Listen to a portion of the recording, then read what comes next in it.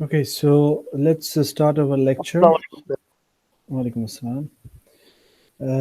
Last time we started chapter number 11, and chapter number 11 was regarding the refrigeration and heat pump.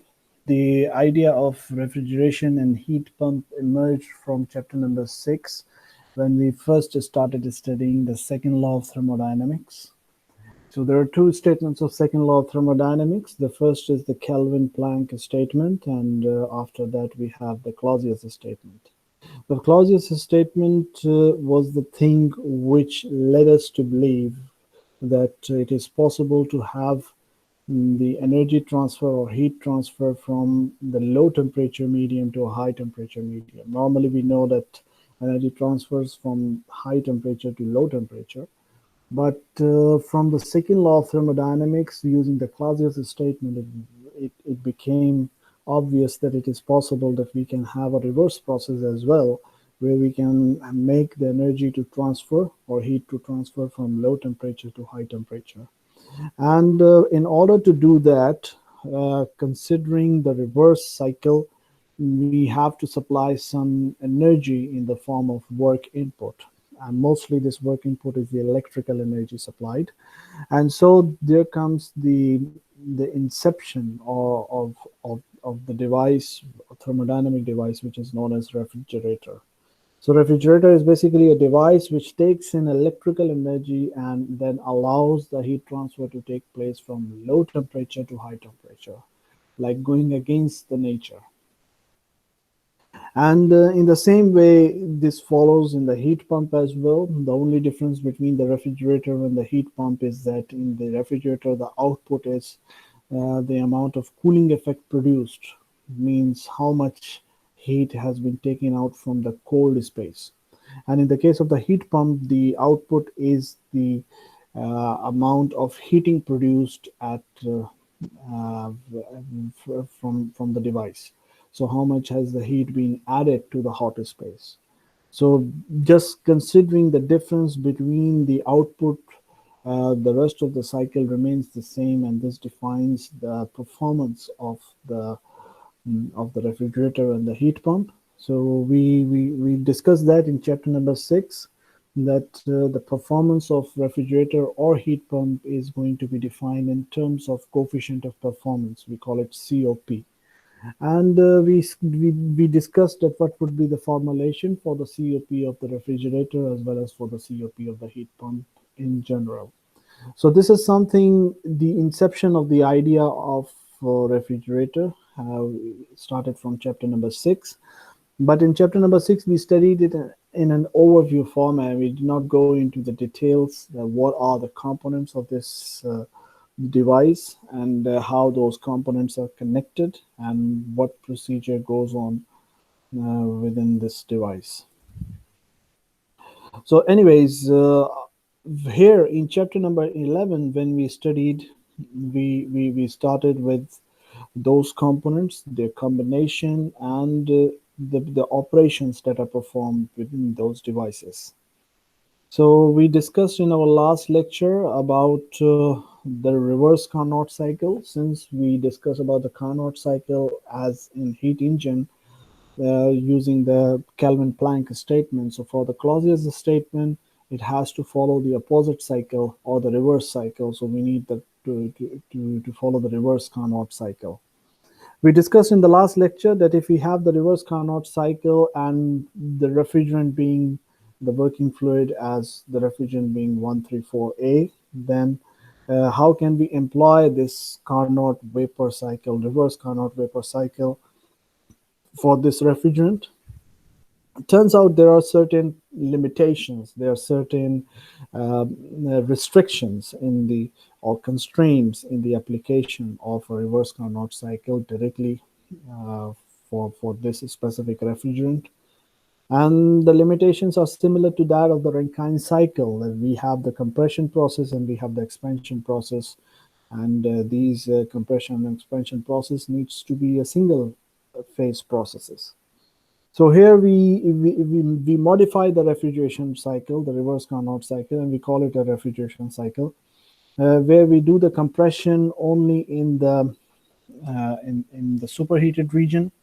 Okay, and then we have the condensation, and then after that we have for the expansion we had multiple options, and we discussed that in the last lecture, that we do not need to use the turbine because the work produced by the turbine is not going to be utilized here. We don't need to have the work output here.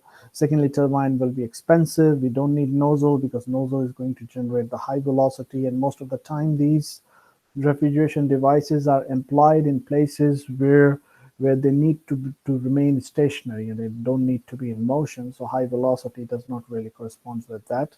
So nozzle and turbine is not a good option for expansion. And then we came up with the third option, which is the throttling device.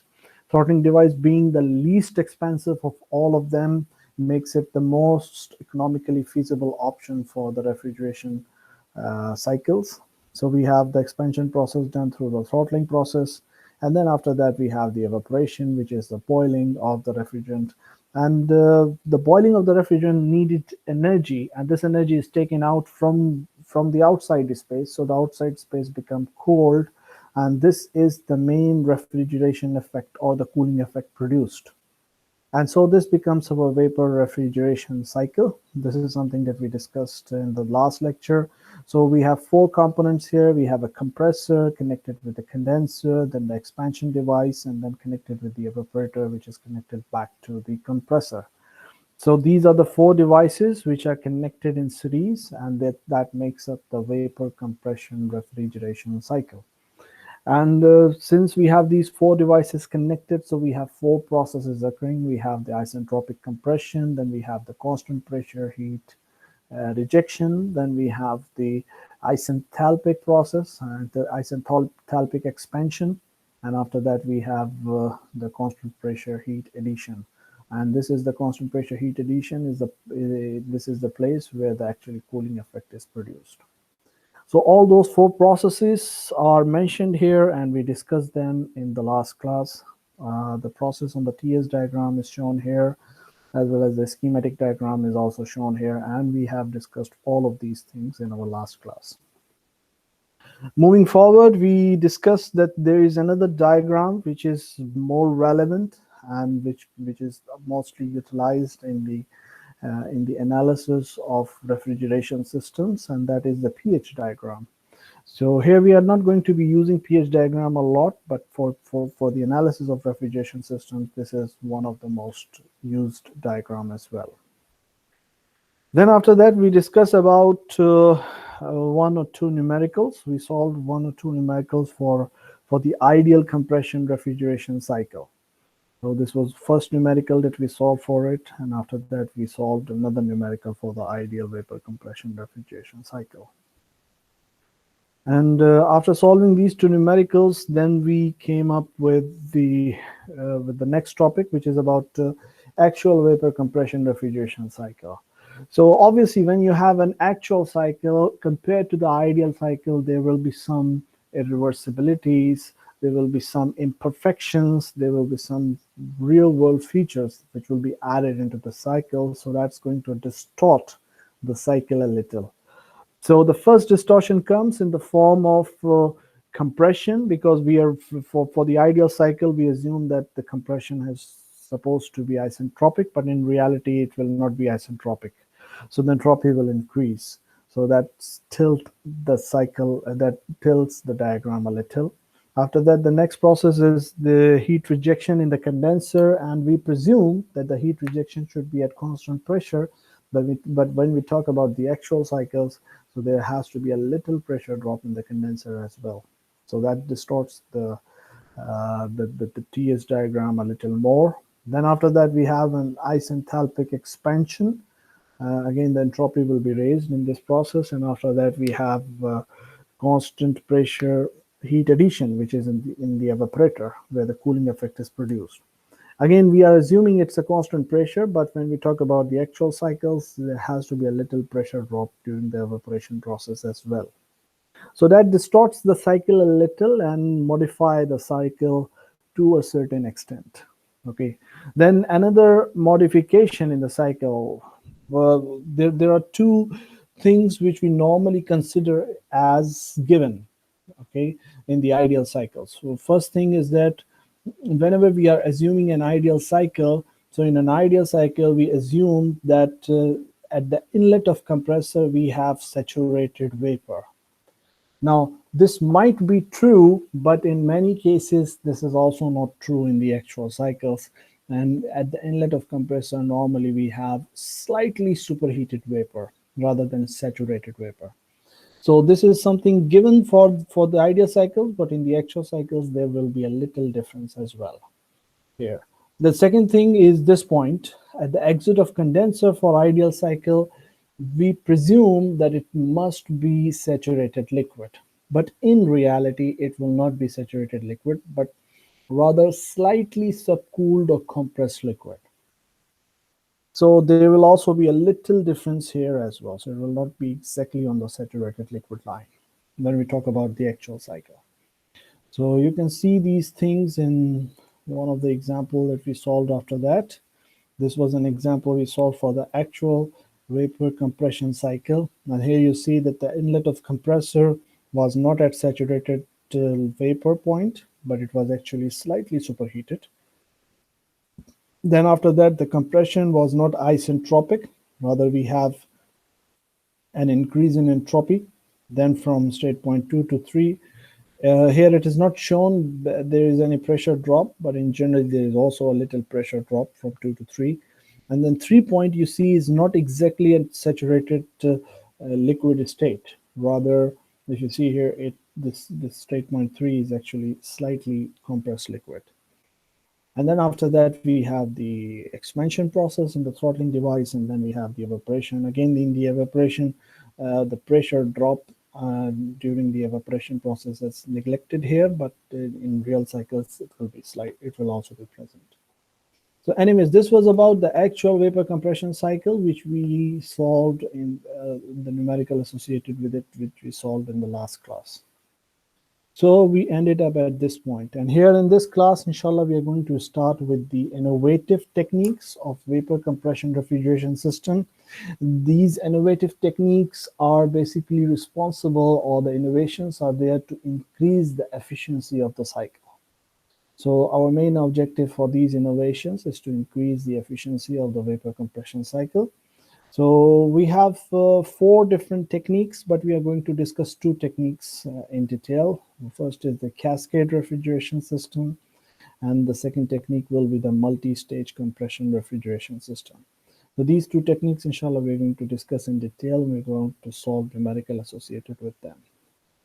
So before starting today's lecture, just given the preview of the last lecture as well as the topic, do you have anything that you need to ask regarding this topic? So far, is everything clear or not?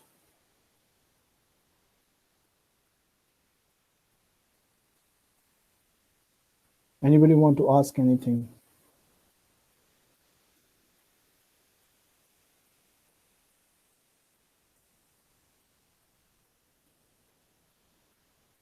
Okay, so let's move ahead.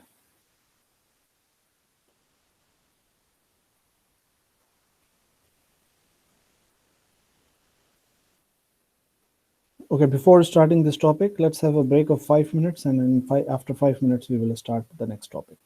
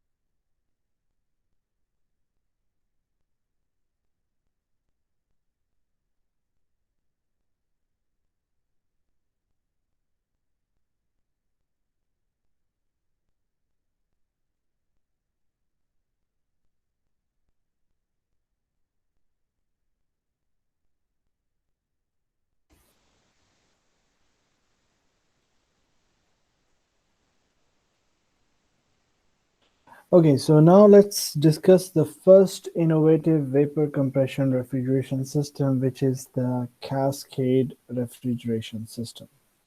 Okay, before going into the Cascade refrigeration system, let's try to figure out what is the innovation here. Let's discuss about the refrigeration cycle here. If I draw the refrigeration cycle on a TS diagram, okay, so it's going to be something like this.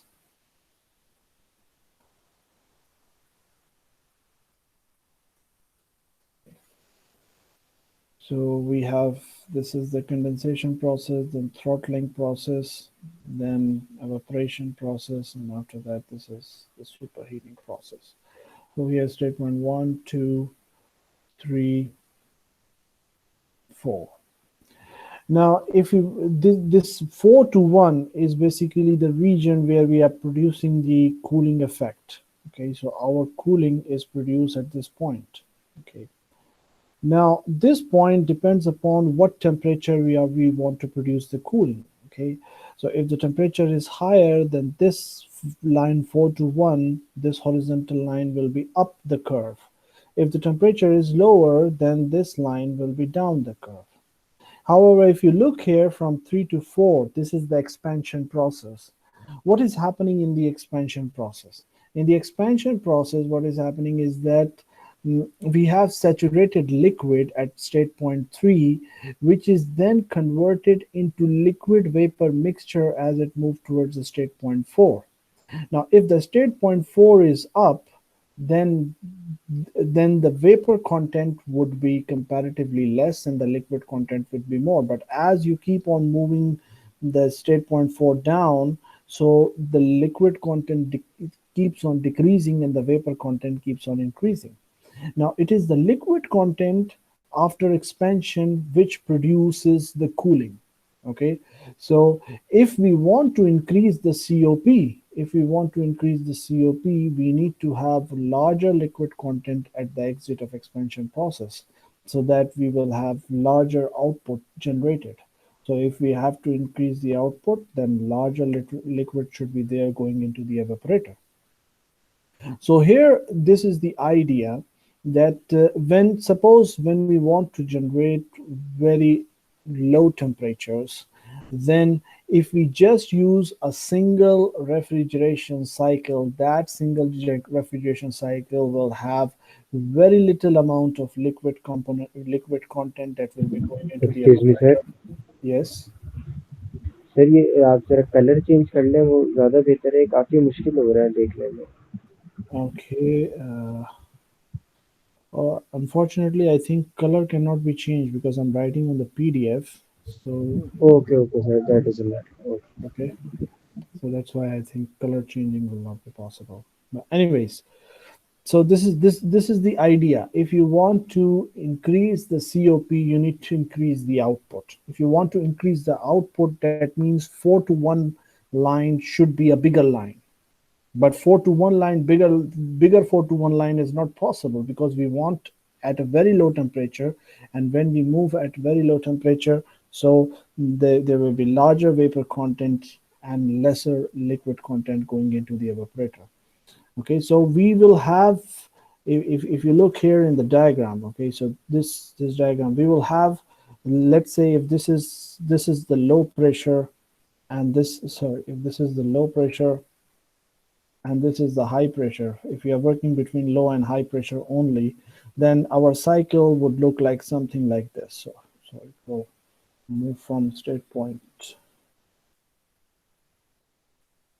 1 to up, and then after that go through the condenser, and then the expansion device, and then like this. So this will be our cycle if we use one refrigeration system if we use only one refrigeration cycle.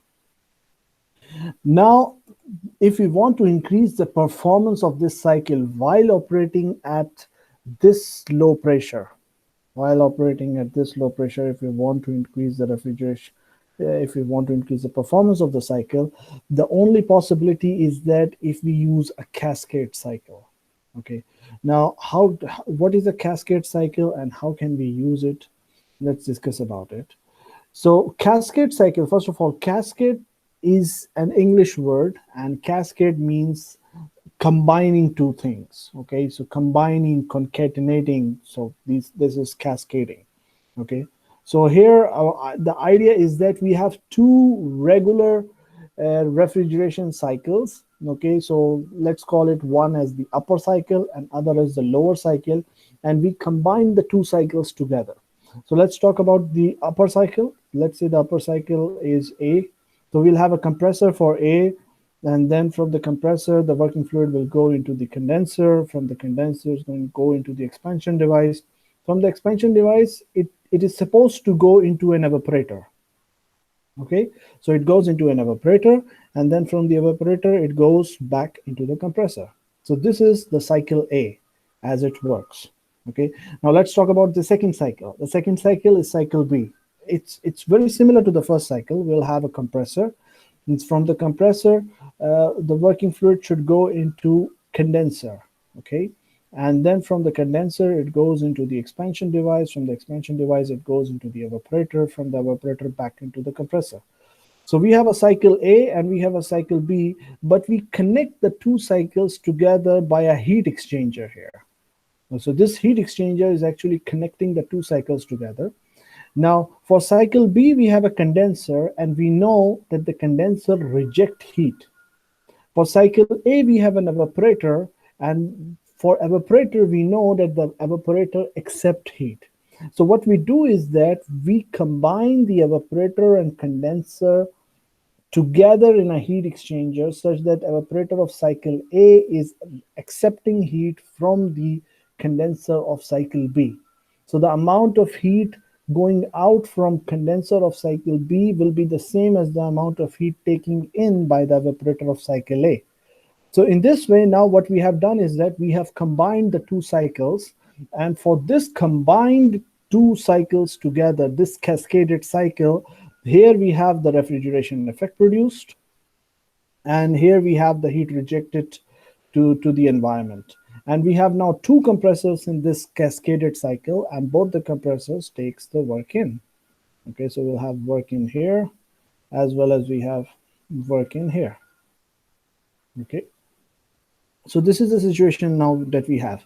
So let's try to see what will be how will it be represented on the TS diagram. Now, if you look here on the TS diagram, if you first look at in the schematic diagram, for the cycle B, we have state points 1, 2, 3, and 4. For cycle A, we have state points 5, 6, 7, and 8.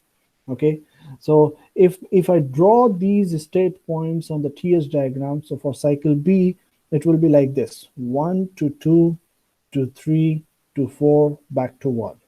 For cycle A, it will be 5 to 6 to 7 to 8, like this.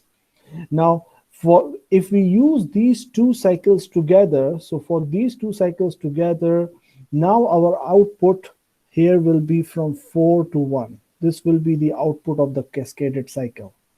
Now, if you look here, what we have done is that we have increased the output this much. Suppose if it was not a cascaded cycle, if we were using only one cycle between these two pressure limits, then the maximum output will be, our 0.4 would be here then. This would be the 0.4 if we were using only one cycle. So 4 to 1, that will be the refrigeration effect that we produce. That will be the cooling that we produce. But now we are producing cooling from 4 to 1 here, which will be a bigger content, which will be a bigger amount. Okay, and this bigger amount is possible because we are using a cascaded cycle. Okay, because we are using a cascaded cycle. So the idea is that now we have a high pressure in the system. Okay, and we have a low pressure in the system where the cooling is produced. But in between the high and low pressure, we have another pressure, which is basically the intermediate pressure, or you can say the medium pressure. Okay, and the medium pressure, so cycle A will be working between pH and PM, high pressure and medium pressure. and cycle B will be working between PM and PL. Okay, so but by using this technique, what happened is that our output is generally increased. Okay, so we will have a larger cooling effect produced at the evaporator, which would not be possible if we were using just simple one cycle. Okay, so here in this cycle, one thing important is that the amount of heat rejected by the condenser should be the same amount of heat which should be accepted by the evaporator.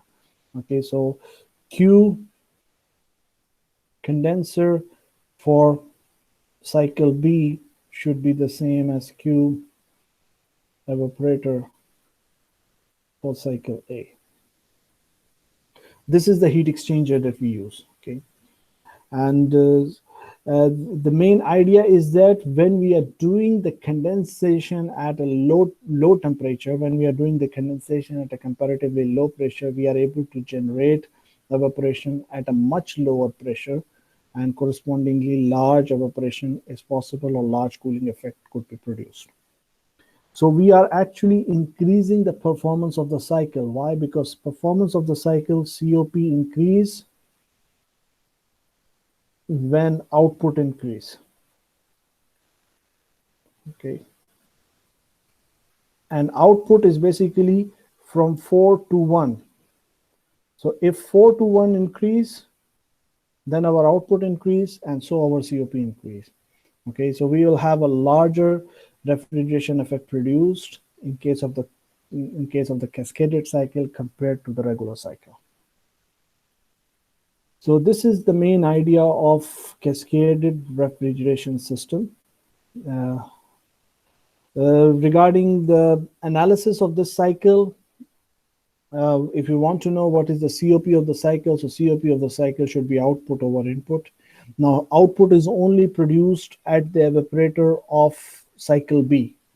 And input, however, is taken at both the compressors. So we have the compressor of cycle A and compressor of cycle B. So we have to add the input for compressor of cycle A, and we have to add with the input of the compressor of cycle B. So that will be the total work input. And the total output is only here at this evaporator. This evaporator is not generating any cooling effect. Rather, it is just taking in the heat of the condenser of cycle B. And the amount of heat rejected by this cascaded cycle to the environment is only by the condenser of cycle A. Condenser of cycle B is not rejecting any heat to the environment. So we have two separate cycles connected together by a heat exchanger, and the main objective is that we can produce very low temperature refrigeration, and we can produce a large amount of refrigeration possible using this cascaded cycles with a comparatively greater COP, if we would compare to the case if we produce the same cooling effect at using only one cycle. Okay, so anybody want to ask anything?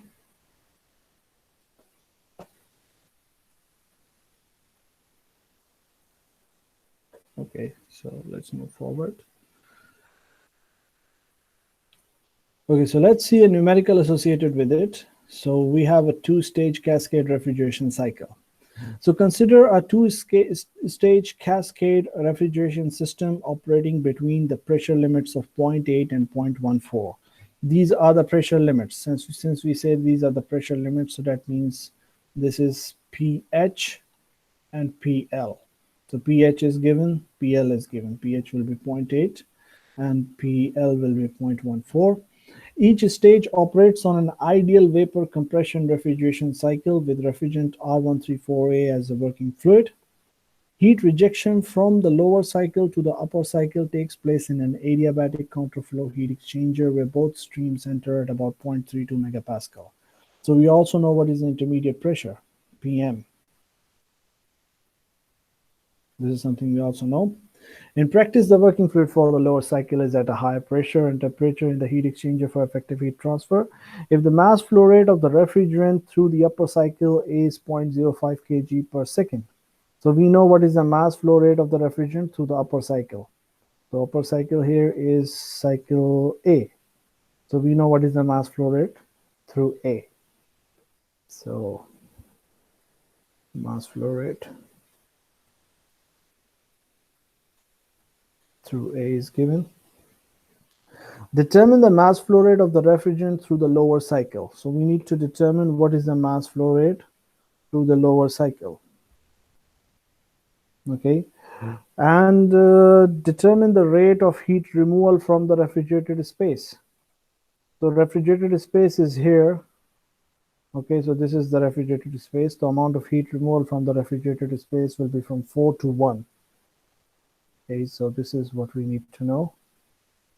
QL, or you can say the amount of cooling. And the power input to the compressor. Okay, so we need to determine what is the power input to compressor. So WN. We have two compressors here, so we have to add the work input for both the compressors. And then the coefficient of performance of the Cascade refrigerator, so that we need to also determine what is the COP here. So these are the things that are needed, and this is what is provided. So now let's try to see the solution of the problem. This is the case that we have. We have a cascaded refrigeration system, 1, 2, 3, 4, 5, 6, 7, 8, 8 state points. Okay, we know high pressure, low pressure, and medium pressure. Since we know high pressure, low pressure, medium pressure, so we know the P at this point. We know P at this point. This is low pressure. We know P at this point. We know P at this point. So that will be high pressure. And we know P at this point, this point, this. So we know all the P's because this is the medium pressure, this is the low pressure, this is the high pressure. So we know the pressures at all the point. Secondly, we also know some basic theory, because this is the ideal vapor compression cycle. So we know that for an ideal vapor compression cycle, it has to be saturated vapor at state point 1. Saturated vapor should be there at state point 5. Similarly, saturated liquid should be there at state point 7. And saturated liquid should be there at state point 3. So we know X value here. We also know X value here. We also know X value at state point 5. We also know X value at state point 1. Okay, so now let's see that based on the properties that we have, how can we determine whatever is required? So first of all, we need all the H's. We need all the H. Okay, so let's start with the state point 1. Since at the state point 1 we know P and X, so we have two properties. Based on two properties, we can find H and we can find S. Okay, so since state point 1 to 2 is an isentropic compression, so whatever the S we have here will be the same as we will have at state point 2. So we will have S here. So for state point 2, since we know P and S, so we can find what is H. So that will be for state point 1 and 2. Similarly, for state point 5, we know P and X, but this is enough that we can find H and S for state point 5. And since we know what is the entropy at state point 5, so 5 and 6, it should be isentropic process. So we also know what is the entropy here at 6. And then since we know the entropy and pressure at 6, so we can find what is H. So H for 6, 5, 2, 1. All these H's are easily determined here. Next thing is that we have state point 7. For state point 7, we have P and X. So this is enough that we can find enthalpy here, H. And then from 7 to 8 is basically expansion valve. So for expansion valve, it's an isenthalpic process. It means the enthalpy at 7 will be the same as enthalpy at 8. So if we know what is enthalpy at 7, so that means we also know what is enthalpy at 8. Similarly, 3, if at 3 we know what is P and X. So P and X, if we know, we can use this to actually determine what is H, enthalpy here. And 3 to 4 is again an expansion valve. So for expansion valve, it's an isenthalpic process. So whatever the enthalpy at 3 will be the same as enthalpy at 4. So now here, if you look here, we have 8 state points. And for all the state points, we have the enthalpy. We have the enthalpy at 1, enthalpy at 2, enthalpy at 3, enthalpy at 4, enthalpy at 5, enthalpy at 6, enthalpy at 7, enthalpy at 8. So we have the enthalpies at all state points. So first of all, using this technique, we determine all the enthalpies. The next thing needed is that we need to know the mass flow rate. Okay, so this is the thing asked. Find out the mass flow rate of m dot b for the lower cycle. We are given the mass flow rate for the upper cycle. Okay, so for this, what we need to do is that we can apply the mass balance or the energy balance at the heat exchanger. Okay, so energy balance at the heat exchanger says what? It says Q condenser for B should be the same as Q evaporator for A. So let's have a look at it. For what will be the Q condenser for B? It should be m dot B, and it should be m dot B H2 minus H3. H2 minus H3.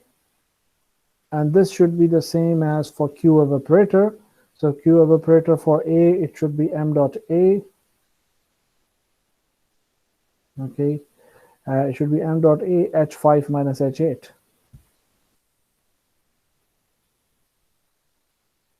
So right now we know all the H's. If we know all the H's and we know what is the mass flow rate at A, that is enough to determine the mass flow rate at B. So we can determine it. So this is by applying the energy balance at the heat exchanger. So you can see here m dot A H5 minus H8, m dot A H5 minus H8 is equals to m dot B H2 minus H3, m dot B H2 minus H3. Okay, so after determining the mass flow rate m dot B, the next thing is that we need to find what is the refrigeration effect or the cooling load. So for refrigeration effect or cooling load, since the cooling load or the refrigeration effect is only produced in cycle B, so here this will be the cooling effect. The cooling effect, it should be m dot B and should be H1 minus H4. Okay, so this is this is basically the output. This is basically the output of the system. Then what we need to do is we need to find what is the work input. Now work input, since we have two compressors here, so work input should be a combination of those two. So we have work input should be for compressor for cycle A, it should be m dot A H6 minus H5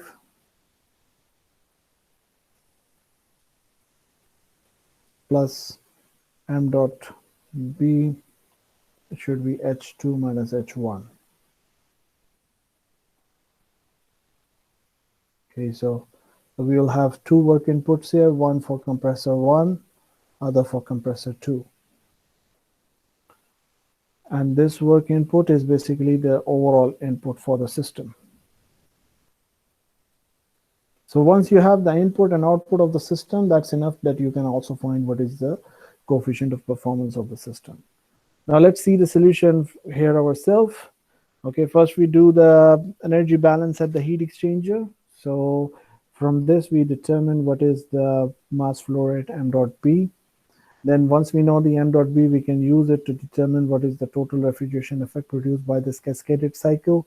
We can also determine what is the work input of the cascaded cycle, but there will be two compressors and we have to add the work input for both the compressors together. So once done this, we'll have the total input and the total output. Then it's always output over input. It's going to give us the coefficient of performance. So the coefficient of performance of this refrigeration cycle is about 4.46. So that is the solution of this problem. Is there anything within the solution which is not clear? Please ask.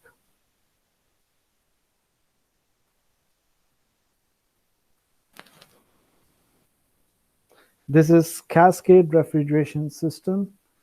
This is the first innovative cycle, which is the Cascade two-stage Cascade Refrigeration System.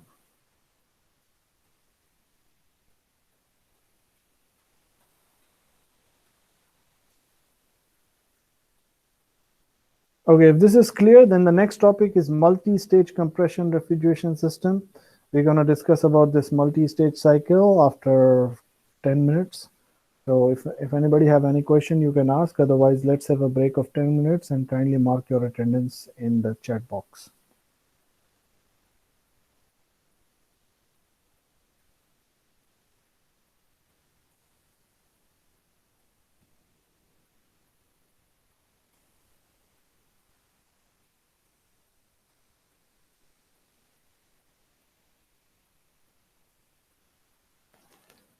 Okay, so let's have a break of 10 minutes and then inshallah we're going to start back the next topic. Okay, sir. Okay, sir. Please mark your attendance in the text chat box.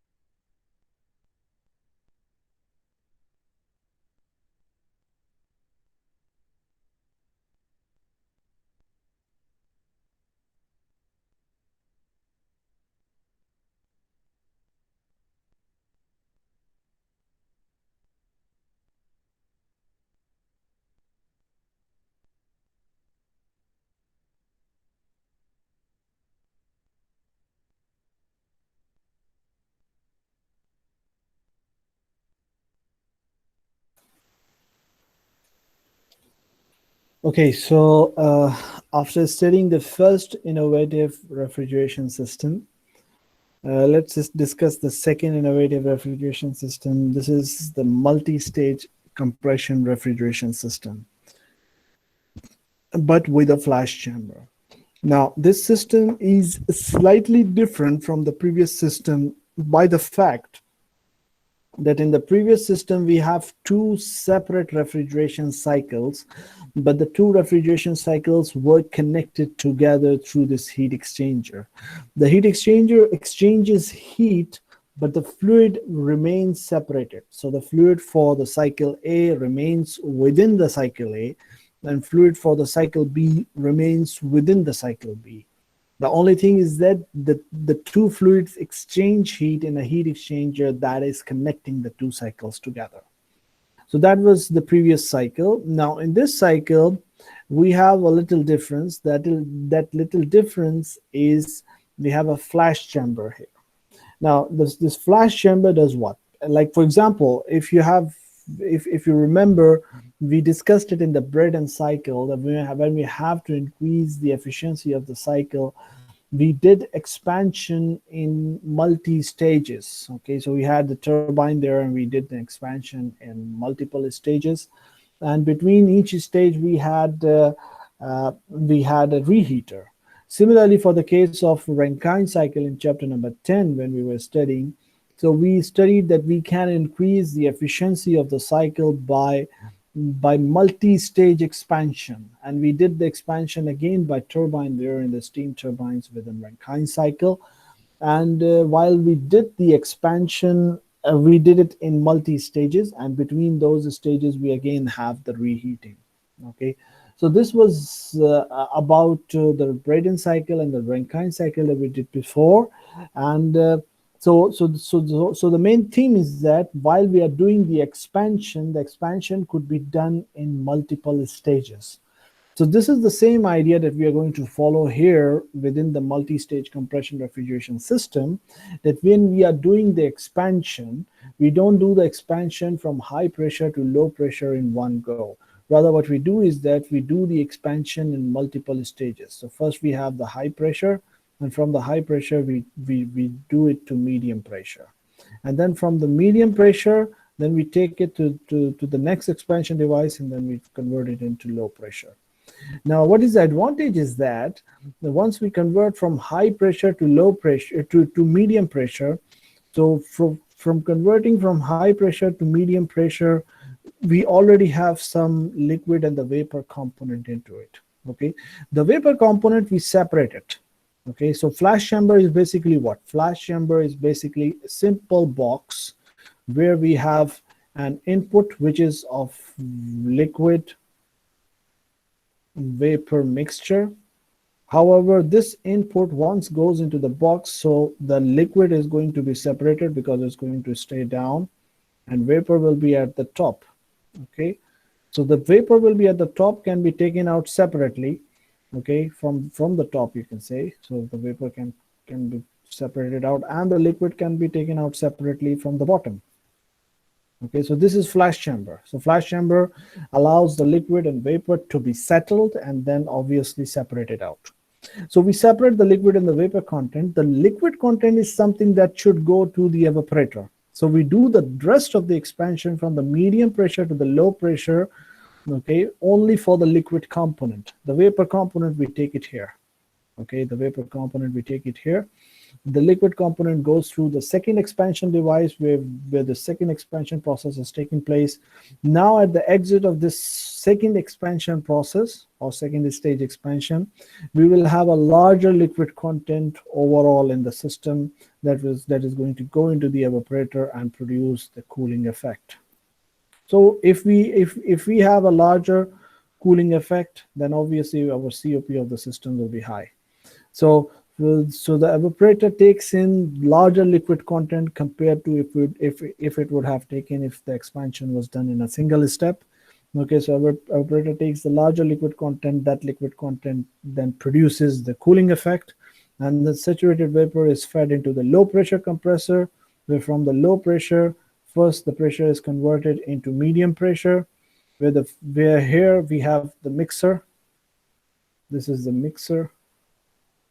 Within the mixer, the medium pressure coming from the low pressure compressor and the vapor coming from the flash chamber. They both are at the medium pressure. They are mixed together in the mixer, and then they are fed back into the high pressure compressor. From the high pressure compressor, the high pressure compressor compresses the mixture from PM to pH, and then the cycle continues as if. So this is the main idea. This is the main procedure, which is now being followed in this cycle. The difference is that here we are not using two separate cycles, but we are doing the expansion in two different steps. Okay, so we cannot have two separate fluids here for the process. So it should be the same fluid for the process. However, in the previous case, it was possible that we can have two different fluids, two different working fluids was also possible, because the two fluids of cycle A and B in the previous case did not mix together. Here we have a mixer and we have a flash chamber which actually separates the vapor and the liquid component. So if I look here on the TS diagram, we have the at the exit of condenser, let's say we have the state point 5. From state point 5, it enters into the expansion device. The expansion device causes the drop in the pressure from 5 to 6. So at 5 to 6, the pressure is dropped. So at state point 6, the first drop in the pressure has already taken place. Then the vapor content, as I told you, goes to 3, state point 3. And the vapor content will be X6, because this is the vapor of state point 6. So X is the quality. Quality is basically the amount of vapor. So X6 is going to go through state point 3, and then the remaining will be 1 minus X6.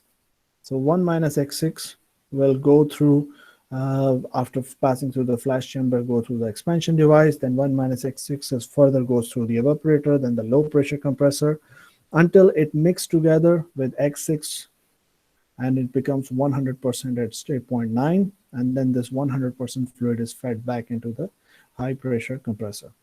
So we have at 6, it is separated. This is the liquid content as state point 7. This is the vapor content, state point 3.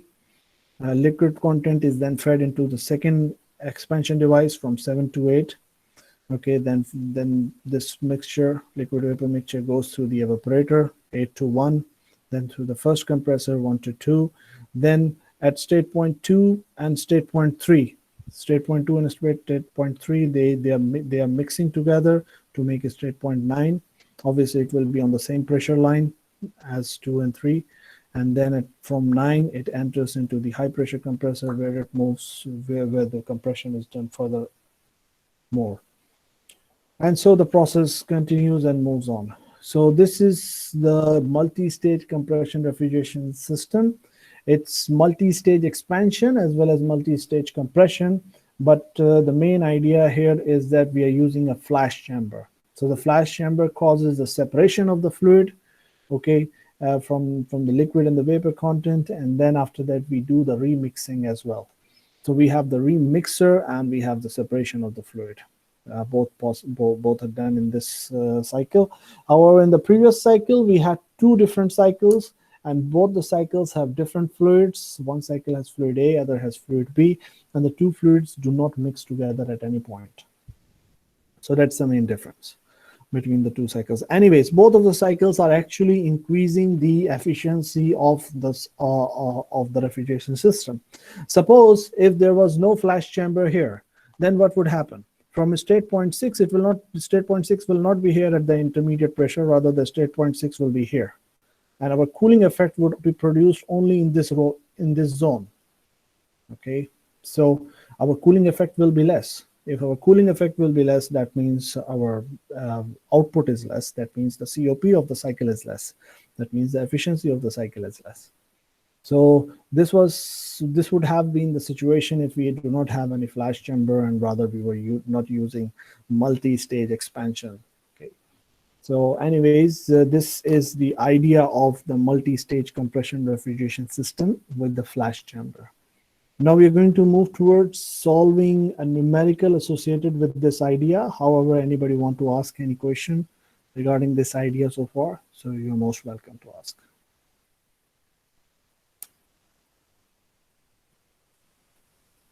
Okay.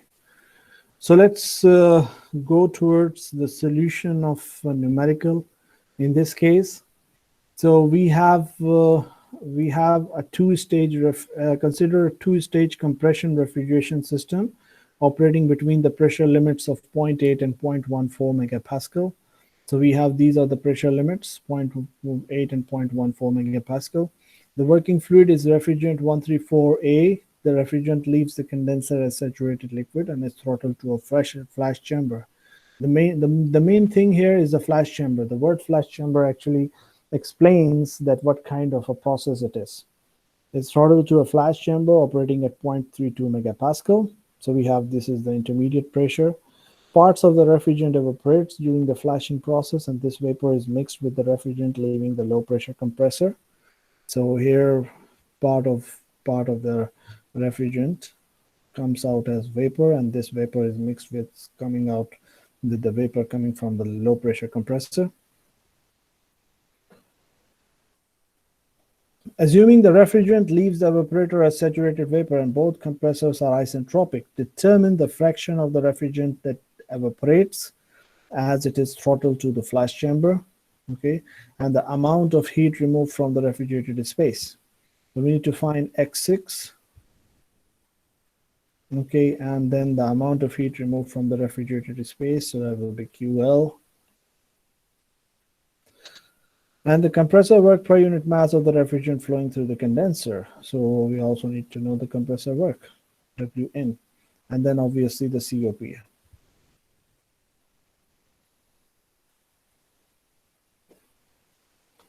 So let's see the solution of the problem.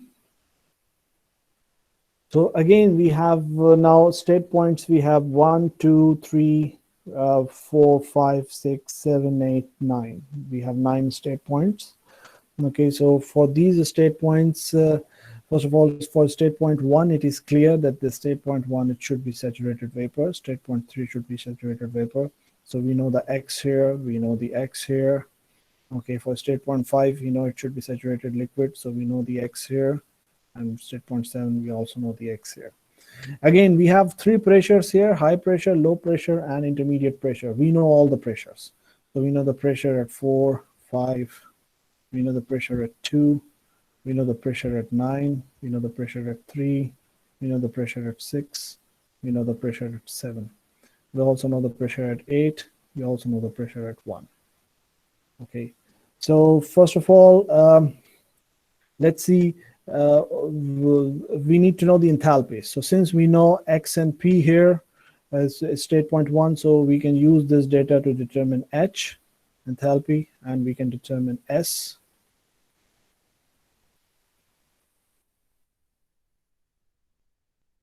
Since we know the S here at 1, so that would be the same as S at 2. Since we know P and S at 2, so we can determine H, enthalpy here as well.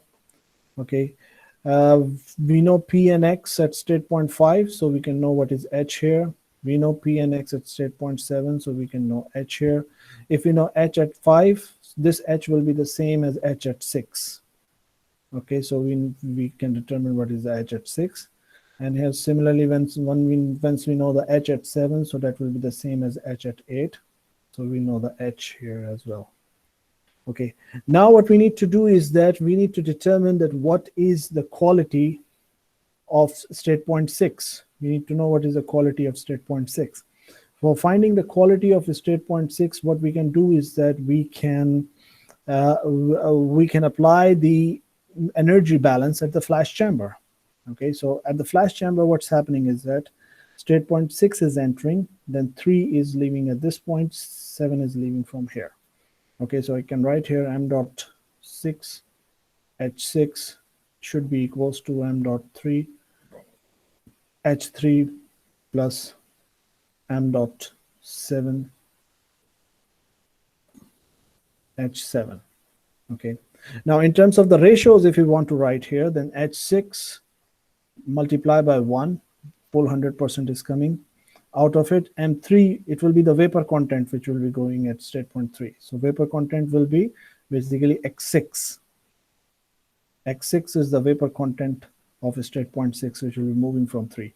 So I will write here in terms of the fraction, X6 H3 plus, if X6 is moving from state point 3, then 1 minus X6 will be moving from state point 7.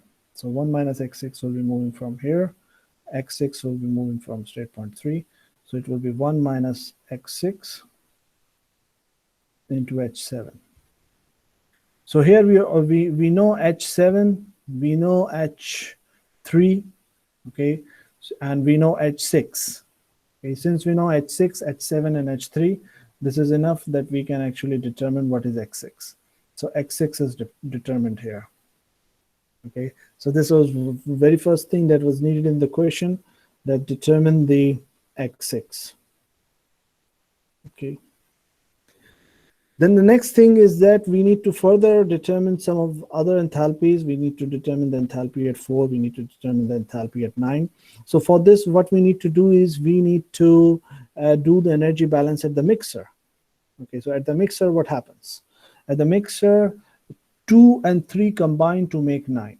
So if I write here, so it will be m.3 H3 will mix with m.2 H2, and this will make m.9 H9.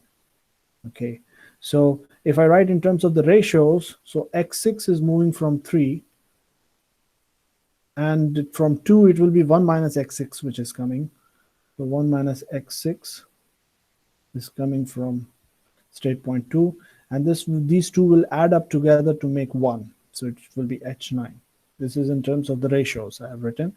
So X6 we have already determined, and H3, H2 is something we already know. So we can determine H9 directly from this formula. So H9 is known, so that means we know what is enthalpy at state point 9. Now for state point 9, we know the pressure and we know the enthalpy. That is enough that we can find out the entropy at state point 9. This entropy would be the same as the entropy here. Since we know entropy at state point 4 and the pressure at state point 4, so we can also determine the enthalpy at state point 4 here. So now we know the enthalpies at all the points within the cycle. Once we have this thing, we can now determine what is the amount of cooling effect produced. So cooling effect produced is here. We can determine that what is the work input. The work input will be between 1 to 2 and between 9 to 4. So we'll have 2 work inputs here. We add these 2 work inputs. That's the total work input for this cycle. This is the total output for the cycle. So output over input is going to give us the coefficient of performance. So let's see the solution here. So first thing is that we determine what is X6. Okay, so X6 will be H6 minus HF divided by HFG. Okay, so that will be for state point 6. Then after that, we can determine what is QL. QL will be QL will be, because here we are not saying that 100% of the fluid is going to pass through the evaporator. Only X6 is going to pass through state point 3, and 1 minus X6 is going to pass through state point 7, 8, and then through the evaporator. So QL should be 1 minus X6 multiplied by H1 minus H8. Okay, so this is that we have here, 1 minus X6 multiplied by H1 minus H8. Similarly, work of the compressors. So for the low pressure compressor, 1 minus X6 is going to pass through it. But for the high pressure compressor, all of it is going to pass through it. So for the low pressure compressor, the work input will be 1 minus X6 into H2 minus H1. It will be 1 minus X6 into H2 minus H1. This is for the low pressure compressor. For the high pressure compressor, it will be 1 multiplied by H4 minus H9. So 1, why? Because 100% is going to go through the high pressure compressor, multiplied by H4 minus H9. Since we know all the H's, and we already determined what is X6, so that's enough to determine the total work input for the compressors of this cycle. So this is basically the input. We already now determined the output and the input. Okay, so now we can determine what is the coefficient of performance. The coefficient of performance is the output over input, and that's about 4.47 for this case. So anyways, these are two different methodologies. One uses flash chamber, other do not need sub-flash chamber. Okay, but this one that uses a flash chamber, for this it is must that for the two cycles it should be the same refrigerant. But for the case of without flash chamber, where we have a heat exchanger connecting two cycles together, we can have two different refrigerants in cycle A and cycle B. But anyways, these are the two innovative techniques through which we can actually increase the performance of the refrigeration system, multi-stage refrigeration system. So the next is the topic of absorption refrigeration cycle. If anybody have any question, you can ask. Otherwise, we can have a break of 5 minutes. And after that, we are going to discuss about this last topic. And then we are going to finish. So anybody have any question to ask? No, sir. Okay, let's have a break of 5 minutes, and after that we'll be back.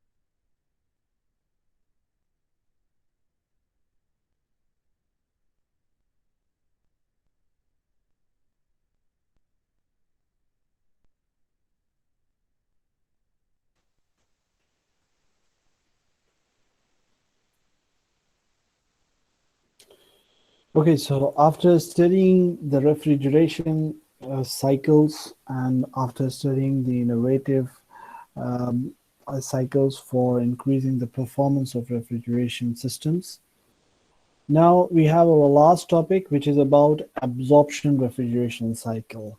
Okay, all the cycles of refrigeration that we studied before were compression refrigeration cycles. Why we call them compression refrigeration cycle? Because a compressor was used to produce the pressurization. We need a high, we have a low pressure and we need to produce a high pressure from the low pressure. And so the compressor was used to increase the pressure. And this is one of the reasons we call those cycles as the vapor compression cycles. However, uh, there is one interesting fact about the fluid is that if the fluid is in the vapor state, then for raising the pressure from low pressure to high pressure requires a lot amount of electricity. The reason being the fact that when the vapor is in the gas phase, so it's not incompressible, so it's compressible, and hence the density variation and the variation of the specific volume will be there by the application of the pressure. Okay, so since the density variation will be there, so larger density variation will be there, more work input will be needed to actually produce the pressurization. That is the reason that when you have to pressurize the gases, so we have a different device, we call it compressor, and needs a large amount of electrical energy to actually produce that amount of pressurization. However, if we want to pressurize the liquid, the same amount of pressurization can be achieved with very little amount of electrical energy supply, because liquids are essentially almost incompressible. And since they are essentially almost incompressible, so there is very little variation in the specific volume of the liquid as the pressure is raised from the low pressure to the high pressure. Since the variation in the specific volume is very less, so actually the work input needed by the pump is also comparatively very, very less. So for the same amount of pressurization from low pressure to high pressure, uh, gas requires large amount of electrical energy and the liquid requires very, very small amount of electrical energy. The ratio is so much that if the gas requires like 100 watt of electricity, then for the same amount of pressurization, a pump that would actually pressurize the liquid might require less than 5 watt of energy. So it's more than 20-25 times difference. So this is a huge difference. Now, for the case of refrigeration systems, when we are using the compressors, so compressors are actually utilizing electrical energy for doing the compression.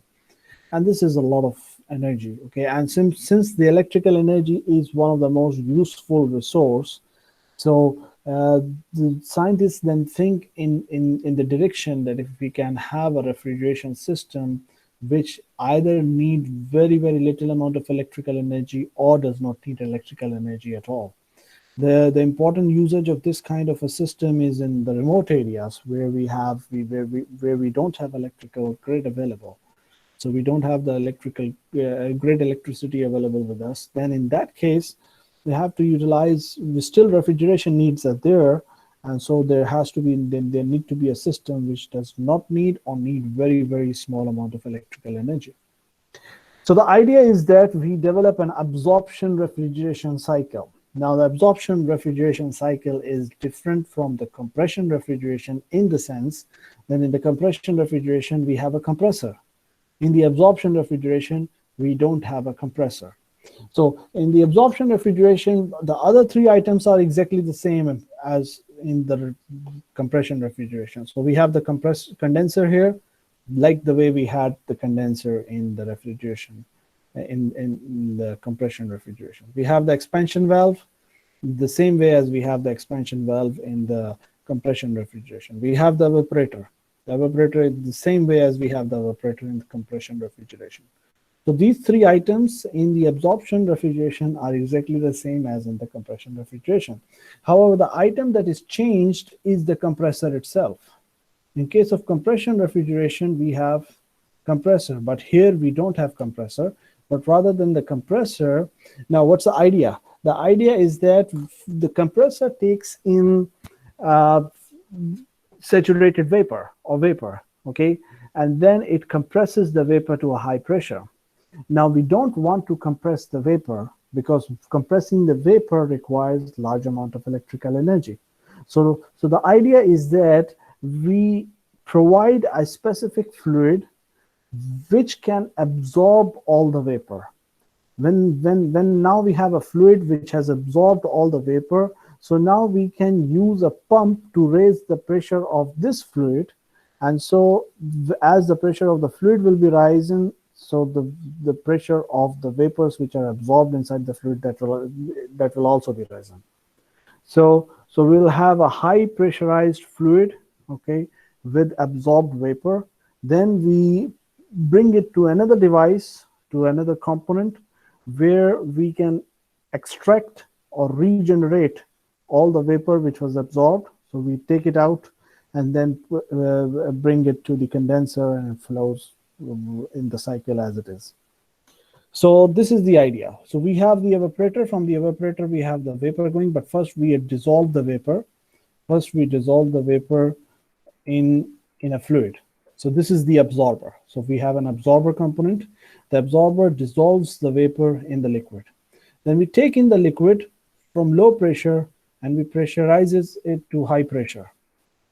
The liquid is pressurized from low to high pressure, but since this pressurization process takes place in the pump, and pump needs very little amount of electrical energy, so very little electrical energy is needed to run the pump. And so we reach the pressurization with very little amount of electrical energy. But now we have a liquid at high pressure, but the liquid inside has the dissolved vapors. So we need to take the dissolved vapors out. So we bring this liquid into another device, we call it generator.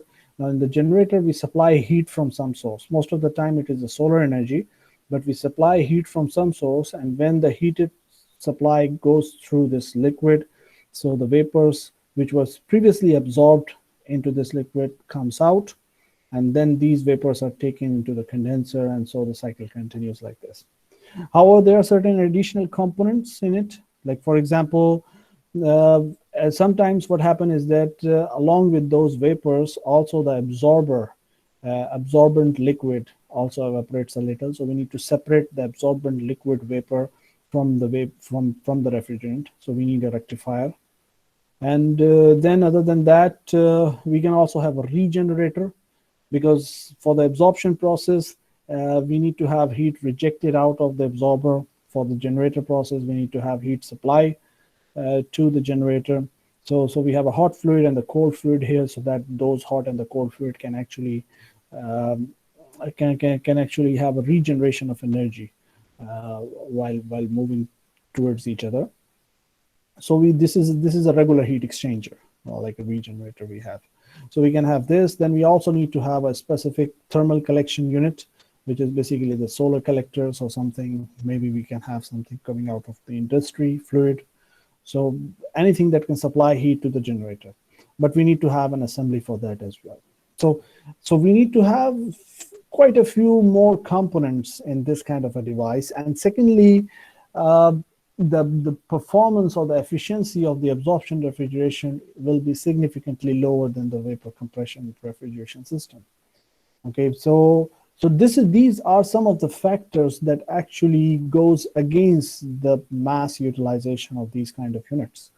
So this is one of the reasons that the idea is about more than 100 years old, but it is not yet really that much commercially active, because it's economically not that much viable. So wherever you have the electricity available, it's much more viable to actually utilize a vapor compression system rather than using an absorption refrigeration system, because of the addition of so many components, and that causes the complexity within the system, as well as increase the initial cost of the system as well. And other than that, the overall efficiency of the system is also low. However, still this technology is suited for places where we do not have electricity at all, for the remote areas, or where we have only very small amount of electricity available through the photovoltaic panels or things like that. So this technology cannot be ignored and could be of some useful purpose there. So anyways, this is the absorption refrigeration cycle compared to the vapor compression cycle. Anybody want to ask Sir, anything? yes, sir. Was wondering about this, but isn't it useful in a larger scale? It's because of the low efficiency of the system, even at the larger scale, it might not be that much useful. Okay. So because of the low efficiency of the, how much low efficiency? Like for example, for the case of vapor compression system, the efficiency is now around COP around 4 to 6, and here we have a COP of less than 0.5. So that's like 8-9 times less COP. That significantly affects the overall performance of the system, as well as then the overall capital cost and the running and operating cost of the system. So this is one of the reasons that even still on the mass scale, it is not widely used, but mostly it is still in use in places where we do not have electricity or where we have very little amount of electricity, mostly in the remote areas. Sir, but it is currently being used as a renewable resource right now, Yes, yes? as a renewable resource, of course, as a renewable resource. But again, it becomes a question of overall capital investment. Like, for example, even for the case of the renewable resource, you need to have a settlement there that can actually extract that much amount of renewable energy. It's free, but you need to extract it. Okay, so you need to have solar collectors, you need to have concentrators and things like that, tracking system. So it's all costly. Okay. Thank you, sir. Okay, welcome. Anything else anybody want to ask? No, sir. Okay. Anyways, this concludes our topic of refrigeration system, which is actually chapter number 11, and that we have some practice problems from chapter number 11 as well. So it's better if you go through with the practice problems as well. I already provided to you the solution of those problems in the Google Classroom. And this actually concludes our chapter number 11. Now, since we are already done with the course of thermodynamics, let's discuss two important points. The first thing is that based on the university regulations, based on the ZABIS regulations, there has to be a general viva for the course.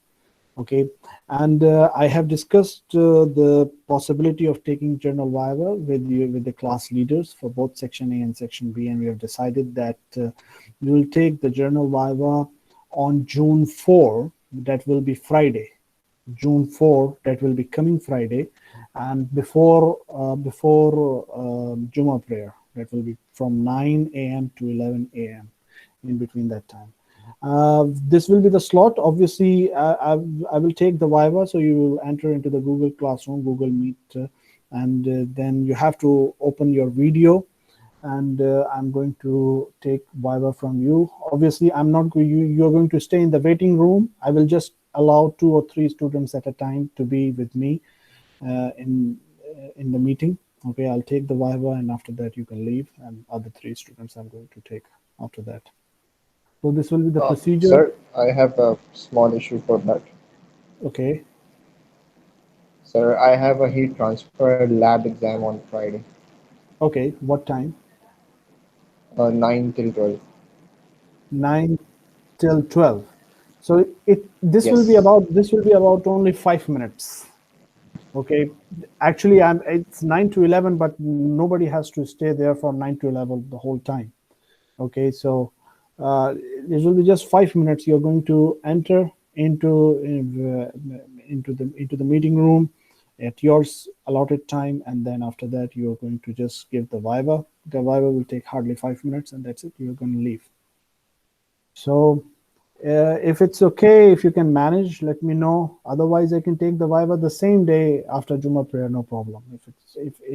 If you have a special case for it, then we can think about it to change. Okay, sir. I currently do not have the time slot for when my exam will also take place during Friday. So once I get that, then I will tell you. Okay. So it's only with you, right, Hayan? You are the senior student, am I right? Yes, sir. It's only with me. Okay, so okay, no problem. So in case, first of all, I think it will not be a problem for you to manage the time. But in case if you have a problem managing the time, then I can take your Viva after Juma prayer as well. No problem. Okay. So, but for the rest of the class, it will be at the same time as I have mentioned. Okay, I'm going to tell you the time slot between to 9 to 11. It will be the Viva can be from any chapter, from chapter 1 till chapter number 11, from any chapter, whatever the things that we have discussed in the class, whatever the concepts, topics, everything. Now all the recorded videos are with you. Okay. So this is about the journal Viva. Journal Viva is 10 marks and it's now made compulsory, I think, from the Zabist. Okay, so we have to do it. So that will be on June 4, on Friday, inshallah. And after that, you have your final exam already scheduled on June 14, if I'm not wrong. Okay, so you have your final exam of thermodynamics on June 14. And for the final exam, the students were asking me to exclude some of the chapters. So what I've decided is that I'm going to exclude the first 3 chapters. So it will be from chapter number 4 till chapter number 11 will be included in the final exam. But the pattern of the exam will be exactly the same as you had in the midterm exam. But you have to understand one thing, that even if I'm excluding the first 3 chapters, that does not mean anything, nothing can come out of those chapters in the exam. Because, even in chapter number 4, 5, 6, you have a lot of things which are related to chapter number 1, 2, and 3, which are being reused there in the other chapters. So in the chapters in thermodynamics are building over one another. So it's not completely possible to ignore a single chapter, okay? But still, I'm not going to give any direct question from chapter number 1, 2, or 3. The direct questions will be from chapter number 4 till chapter number 11. However, there could be something related to 1, 2, 3 that might be used in chapter number, in those chapters questions. The second thing is that, what else? Nothing. That's it, I think. So anybody Okay, want to sir. ask? Anybody want to ask anything else? No, sir. Okay.